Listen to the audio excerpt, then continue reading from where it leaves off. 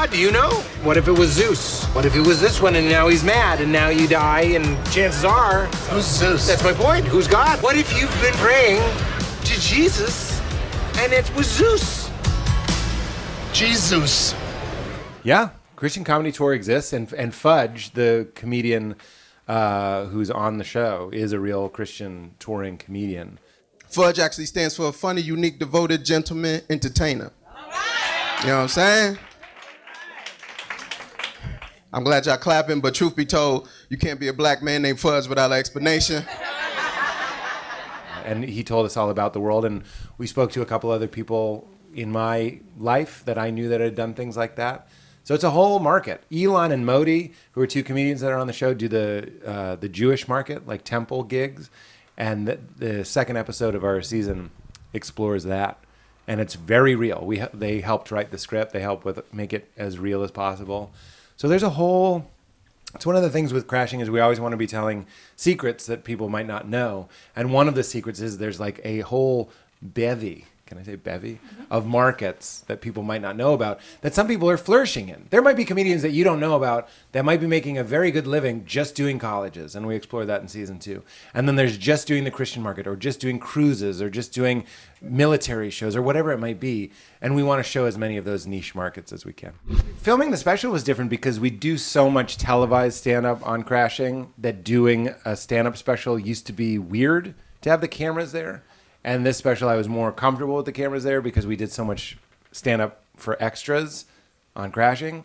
So doing stand-up with cameras and it's a real audience was way easier and better. I don't know if I told you this, but like the extra background actors can't talk, or we owe them money, quite a bit of money, because then they become actors. So I'd be on stage and sometimes it would, like, the director would be like, just kind of, you know, mess around, have fun. And I'd be like, I'd want to be like, where are you from? And I'm like, don't answer, or we owe you $1,100. If you say Texas, you just made $1,000. It's not that much. But like, so I was literally stuck with people who couldn't talk to me or interact. And then they have to hear the jokes over and over because there's the close and then there's the wide and all these things.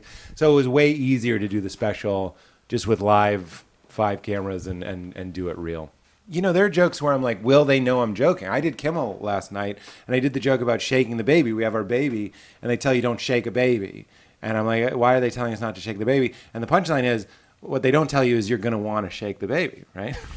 Which is true. In the first couple of weeks, you're so confused and the baby's crying so much that you're like, ah, and you're rocking it, and you're really kind of blurring the line. Like, when does this become a shake?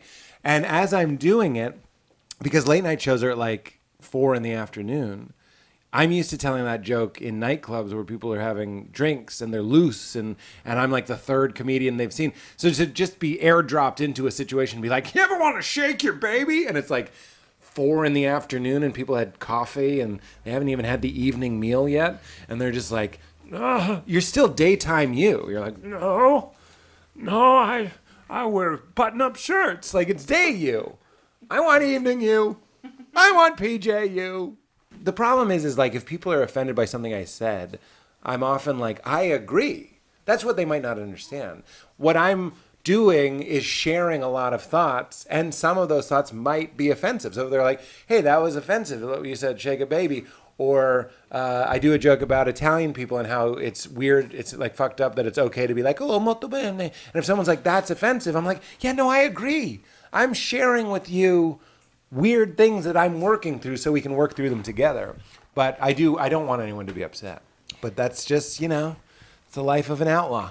And sometimes people get upset and I just have to be like, who cares? And I light a match on my scruff, flick it at a child, because I don't give a shit. But I do give so much shit. I really do care so much that people like what I do. I'm doing this Christian tour. It's so nice. We have a tour bus. I play big theaters now with fans, but it's very restrictive. You're making $50 a minute. I'm a sellout. I kind of feel like am I?